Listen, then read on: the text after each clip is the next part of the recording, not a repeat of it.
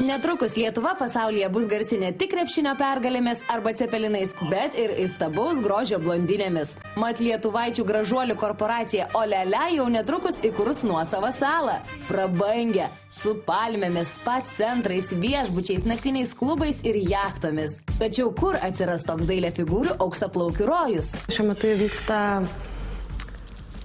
dėrybos su įvairiais investitoriais tiek iš Graikijos. Vakar gavom salos nuotraukas Graikijai. Taipogi turime Maldyvus. Maldyvai, kaip žinote, yra labai paklausi, tiksliau tai yra turistam rojus. Vos tik pasklidus žiniai apie Olele blondinių salą, užsienio žiniasklaida ėmė atakuoti šias 3 dailės lietuvaitės. Kokios paslaugos saloje bus teikiamos? Kiek kainuos kambarys viešbutyje? Ar į salą galės patekti kitokių plaukų spalvos moteris? Tačiau merginos kruopščiai slėpė nuo žiniasklaidos salos brėžinius ir planus. Laidai Kažkas atsitiko, pavyko išsiaiškinti, jog sala tikriausiai bus dirbtinė, tai yra naujai supilta kažkur Viduržemio jūroje arba Indijos vandenyne. O iš paukščio skrydžio turistai pamatys salos kontūrus, kurie bus aukštakulnio batelio formos. Turime vieno, nepabijokim to žodžio, geriausio architekto Lietuvoje sukurtą tokį pavidalą, kuriame turi būti spa centrai, viešbučiai, jachtos, restoranai. Ta prasme, mes vienintelį apčiuopiamą kūną, kokį dabar turime, tai yra tą brėžinį, kuris yra sugalvotas. Olele mergaitės pasakoja, jog sala šiukštu nebus vien tik erotikos ir seksualumo rojus. Esą saloje bus siūlomos pramogos visai šeimai. Tai nėra ta sala, kad privilioti vyrus turtingus. Tai man atrodo, ten moteris turės daugiau ką veikti negu tie patys vyrai, nes iš tikrųjų mes apie spa centrus, grožio procedūras ir visi grožio industrijos dalykai tenais atsiras. Tačiau paviduoliai iš karto ėmė kritikuoti šių veiklių blondinių projektą. Esą blondinių salos idėja diskriminuoja tamsiaplaukės, raudonplaukės ir kitokiaplaukės moteris. Tai tik tai, kad mes sugalvojome visą šią idėją ir tai, kad mūsų plaukų spalva tiesiog sutampa.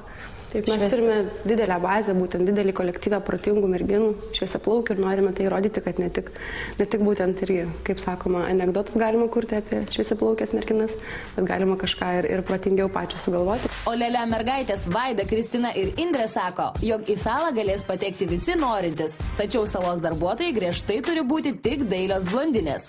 Merginos sako, kad kitokios plaukų spalvos merginos diskriminuojamos nebus, tiesiog brunetėms bus siūlomi šviesūs perukai. Ką mes tenais turėsim, tai tik tai, kad šviesiaplaukės bus auklės, šviesiaplaukės bus visas personalas bus šviesiaplaukių. Tai jokių būdų nėra diskriminacija dėl to, kad tai yra tiesiog tematika, kurią atitiks būtent toj saloj.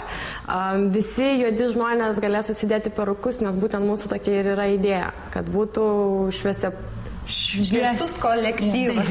Šviesus plaukai kaip uniforma. Žinoma, salos darbuotojams neužteks tik šviesių plaukų. Reikalavimai kur kas didesni. Neįsilavinime esmė iš tikrųjų. Esmė yra idėjose bei darbiniai pastangose, taip. Mergina turi rodyti pastangas būtent, turi užsidegusi būti ir gyventi tuo projektu. Merginos žada saloje pateikti ne vieną staigmeną, tačiau didžiausias siurprizas bus Olele blondinių salos realybės šou, kurį transliuos garsiausios pasaulio televizijos. Mes taipogi galvojame, kad padarysime live TV show, ne? Ar apie jį galime pasakoti? Jo, realybės šou, galime apie jį pasakoti. Tai va, visas pasaulis pamatys viską gyvai. Kaip mes visą tai organizuosime, kaip vyks visos dėrybos, kaip vyks visi įgyvendinimo planai. Mes pasistengsim padaryti tai realybės šou, apie kurį galės pamatyti visas pasaulis.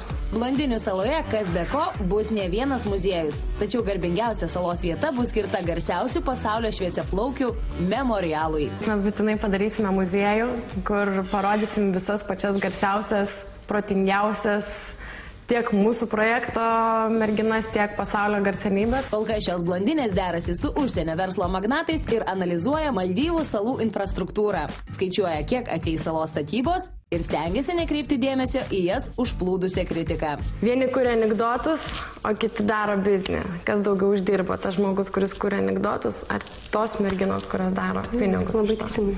Kalbama, kad Olele blondinių sala jau susidomėjo tokie verslo magnatai kaip Donaldas Trumpas, Richardas Bransonas ir gausybė Rusijos milijardierių, norinčių savo akimis pamatyti blondinius sukurtus viešbučius, spa centrus, naktinius klubus ir kitokias pramogas. Merginos jau kalba ir apie nuosavas Olele oro linijas, kurios skraidins turistus į Olele salą. Štai jums ir blondinės.